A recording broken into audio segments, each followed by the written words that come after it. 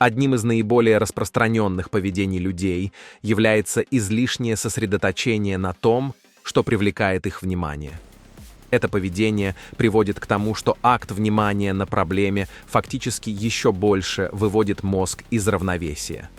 Исследования показывают, что, анализируя проблему, обстоятельства и условия в контексте эмоций, вызванных стрессовыми гормонами, люди ухудшают работу своего мозга. Чрезмерный анализ поднимает уровень мышления и увеличивает бета-ритм мозговой активности. Такое узкое фокусирование создает в мозгу конфликт, разделяя его против самого себя. Вместо того, чтобы сосредоточиваться на причинах и материальных аспектах, стоит изменить фокус внимания. Гормоны стресса усиливают чувства и способствуют материалистичному восприятию. Материя становится проблемой в контексте выживания, особенно когда речь идет о том, что может произойти в будущем. Одним из основных вызовов является то, что в случае зависимости, когда человек говорит «я не буду пить кофе, курить сигареты, употреблять алкоголь или есть сахар», важно понимать, что его тело привыкло и зависит от этих веществ. Через несколько часов после такого осознанного заявления организм начинает модифицировать свои рецепторы и общаться с мозгом, подсказывая «почему бы не начать завтра? Завтра будет лучше, чем сегодня. Сегодня не самый удачный день для начала». Эта мысль управляется как телом, так и разумом. Если человек поддается этому внутреннему давлению, он делает тот же выбор, повторяет прежние действия и создает аналогичный опыт, что в итоге приводит к тому, что чувство пустоты или эмоциональное состояние исчезают, и он возвращается к своим привычкам. Однако, если он решается изменить ситуацию, происходит биологическая, нейрологическая и химическая трансформация, в результате которой старое «я» начинает разрушаться, поскольку устанавливается новая связь между стимулом и реакцией. Это подавляющее воздействие вызывает у тела ощущение хаоса, и оно ищет что-то знакомое, к чему можно было бы вернуться. Вместо того, чтобы просто пытаться продержаться до конца, важно учить людей регулировать свои внутренние эмоциональные состояния. Со временем они начинают замечать, что, испытывая положительные эмоции, такие как благодарность, доброта или любовь к жизни, им не нужно ничего извне, чтобы чувствовать себя лучше. Они могут делать это сами. Люди способны поддерживать такие состояния, как привычку на длительный срок. Следует задуматься, как можно чего-то хотеть, если человек целостен. В состоянии целостности нет нужды в желаниях, отсутствует чувство нехватки и разделения. Исследования показывают, что согласованность между мозгом и сердцем имеет большое значение. Когда возникает стрессовая ситуация, или человек находится в состоянии возбуждения из-за угрозы или неопределенности, он активирует примитивную нервную систему, что приводит к реакции «борьба» или «бегство». Проблема заключается в том, что такие реакции исходят из самого человека. Когда мы находимся в состоянии стресса, мы часто ощущаем потерю контроля, что заставляет наш мозг пытаться контролировать все вокруг. Каждое взаимодействие, объект или опыт, который мы когда-либо имели, фиксируется в нашем мозге. Под воздействием стрессовых гормонов мозг переходит в состояние высокой активности, называемое высоким бета-ритмом. При смене внимания с одной задачи на другую мозг начинает работать непоследовательно, как гроза в облаках, что приводит к непоследовательности в нашем поведении. Гормоны стресса усиливают наши чувства и делают нас более материалистичными, так как материя становится проблемой выживания. Люди часто чрезмерно фокусируются на том, что вызывает стресс, что еще больше выводит мозг из равновесия. Чтобы справиться со стрессом, важно расширить свой фокус. Переключение внимания с материального на пространство или ничто помогает замедлить аналитический разум, и это замедление приводит к изменению мозговых волн от высокого бета-ритма к среднему и затем к низкому, пока мы не достигнем альфа-состояния.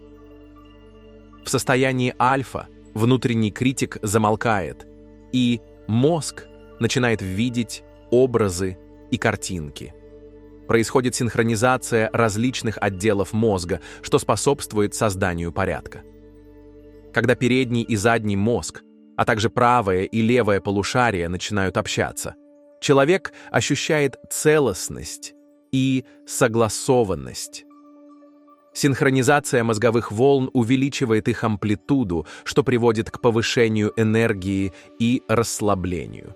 В таком состоянии человек становится более наблюдательным и менее подвержен стрессу, позволяя себе быть в программе и одновременно осознавать происходящее. Когда вы испытываете чувство обиды, раздражения или нетерпения, сидя в пробке, ваш организм выделяет те же гормоны, что и в случае, если бы за вами гнался тигр. Однако, в отличие от ситуации с тигром, вы не можете убежать, сражаться или спрятаться. Пробка вызывает еще большее раздражение, и уровень этих химических веществ в вашем организме только увеличивается. В результате сердце начинает биться сильнее, но в замкнутой системе это приводит к неритмичному сердцебиению и потере согласованности. Неритмичность волн мешает друг другу, создавая беспорядок и подавляя свою энергию, что в итоге приводит к чувству разобщенности и недоверию. В такие моменты это не время для общения, обучения или созидания, и энергия покидает сердце. Однако, когда человек начинает практиковать эмоциональный подъем, сердце становится упорядоченным и согласованным. Когда вы начинаете чувствовать эмоции, связанные с тем, что хотите создать в своей жизни, вы осознаете, что не нужно желать того, что уже произошло. Поддерживая измененное состояние сознания, вы становитесь мастером в этом деле и можете делать это не только с закрытыми, но и с открытыми глазами. Если вам удастся поддерживать это состояние ума и тела на протяжении всего дня, согласованное сердце начнет получать энергию. Исследования показывают, что информация напрямую поступает в мозг, и сердце начинает сообщать ему, что безопасно находиться в состоянии созидания. В результате сердце создает внешнее магнитное поле, подобное сигналу Wi-Fi. Это позволяет вам чувствовать себя связанным и целостным, а мозг формирует четкое видение того, чего он хочет. Объединив ясное намерение с эмоциональным подъемом, вы создаете новый сигнал Wi-Fi, новую энергию. В итоге вы начинаете замечать синхроничные события и возможности, которые приходят к вам сами, без необходимости их искать. Представьте, что вы однажды просыпаетесь и решаете: «Я закончил с социальными сетями, вредной едой или ленью». Вы делаете это осознанным выбором, но ваше тело и разум ведут диалог. Когда вы отказываетесь от чего-то, к чему привыкли, ваше тело не в восторге. Оно начинает модифицировать свои рецепторные участки, отправляя сигналы в мозг, который, в свою очередь, начинает убеждать вас отложить изменения. Это сопротивление происходит не только в вашей голове, но и на клеточном уровне. Ученые, такие как Глен Рейн, доктор философии, проводили эксперименты, чтобы понять, как наши сознательные выборы влияют на биологию. В одном из исследований участники практиковали техники создания согласованности, сосредотачиваясь на положительных эмоциях, но значительных изменений не наблюдали. В другой группе они объединили положительные эмоции с намерением изменить форму ДНК. Удивительно, но цепочки ДНК начали скручиваться и раскручиваться на 25%, что показало, что наши мысли и эмоции могут прямо влиять на биологию. Теперь представьте, что Вселенная не просто совокупность твердых объектов. Благодаря квантовой физике мы понимаем, что это огромное море возможностей и вероятностей, что ставит под сомнение старую ньютоновскую модель. Квантовые эксперименты показали, что акт наблюдения влияет на поведение этих частиц, как будто они ждут, когда их кто-то увидит. Этот феномен, известный как эффект наблюдателя, означает, что наши мысли и сознание переплетены с физическим миром. Теперь представьте, что ваши эмоции – это сигналы Вселенной. Когда вы испытываете положительные эмоции, такие как благодарность или любовь, вы излучаете особую энергию. Это не зависит от внешних факторов. Вы создаете это состояние самостоятельно. Когда вы находитесь в стрессе, ваш мозг работает беспорядочно, и ваше сердце следует за ним.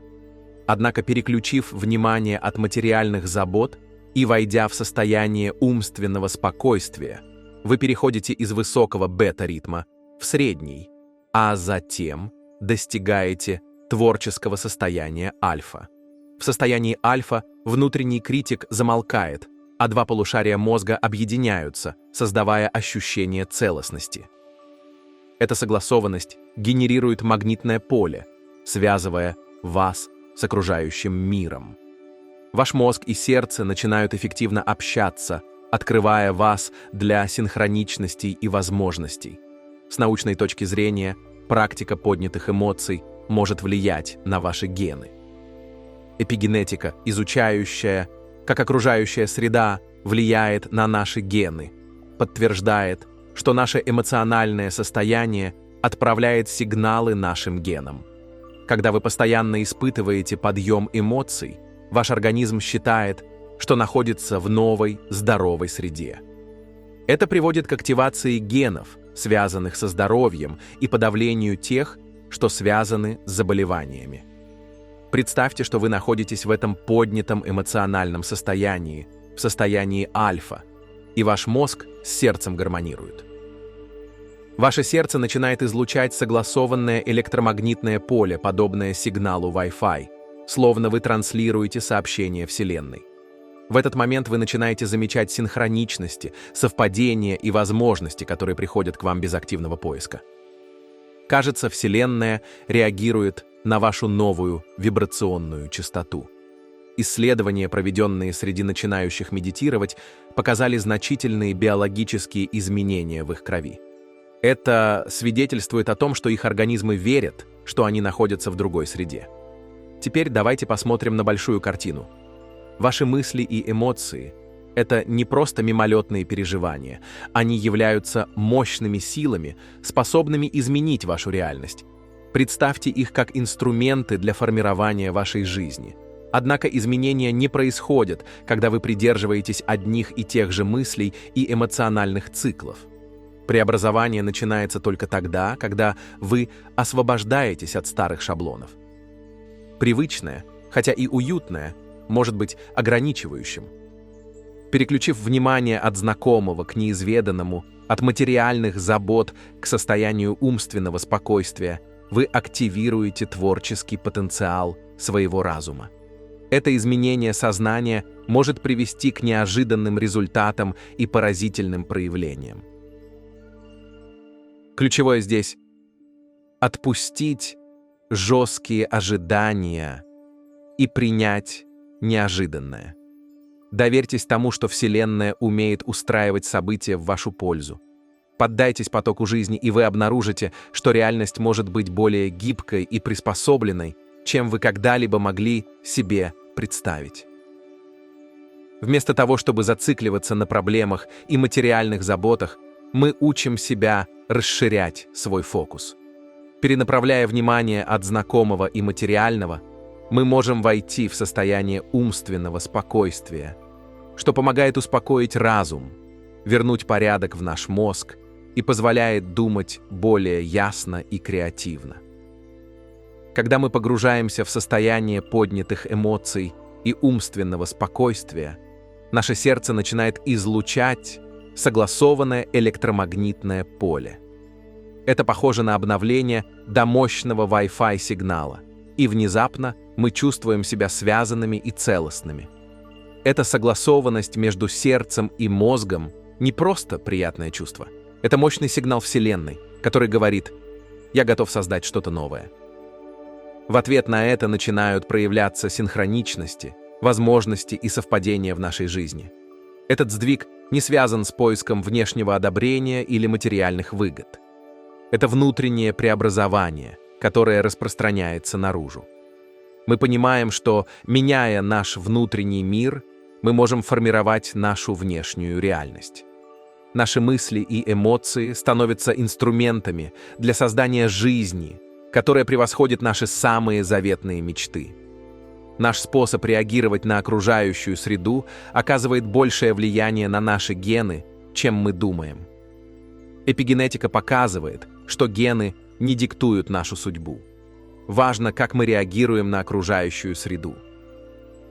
Представьте ваши гены как оркестр, где каждый ген играет на своем уникальном инструменте. Когда вы ежедневно переживаете одну и ту же эмоцию, это похоже на повторение одной и той же ноты. Ваш организм привыкает к этой эмоциональной мелодии и продолжает посылать одинаковые сигналы тем же генам. Однако, когда вы переходите к эмоциональному подъему, ваш организм начинает играть совершенно другую мелодию, словно вы изучаете новую песню. Ваше тело не видит отличий между переживанием эмоции на самом деле и мысленным переживанием, создавая ее только через мысли. Этот сдвиг сигнализирует вашим генам, что вы находитесь в другой среде, подавляя гены, связанные с заболеваниями, и активируя гены, связанные со здоровьем. Ваш организм адаптируется к этому новому эмоциональному состоянию, создавая положительную обратную связь благополучия. Рассмотрим однонедельное исследование среди начинающих медитировать. Всего за 7 дней анализ крови участников показал замечательные изменения в более чем 2800 метаболитах, экзосомах и экспрессии генов. Удивительно, что эти изменения произошли, пока участники находились в обычной обстановке. Преобразование не было внешним, оно происходило внутри них. Изменение их умственного и эмоционального состояния вызвало глубокие биологические изменения. Практикуя поднятые эмоции, они достигли согласованного состояния сердца и мозга, запуская цепь биохимических изменений, что не только улучшило их благополучие, но и переписало сценарий их генетической судьбы. Вместо того, чтобы полагаться на внешние вещества для удовлетворения, у вас есть сила регулировать свои внутренние эмоциональные состояния. Вы можете генерировать поднятые эмоции, такие как благодарность, признательность и доброта, изнутри. Поддерживая эти эмоциональные состояния, вы обнаружите, что вам больше не нужны внешние опоры, чтобы почувствовать себя лучше. Вы становитесь цельными и самодостаточными, преодолевая цикл зависимости.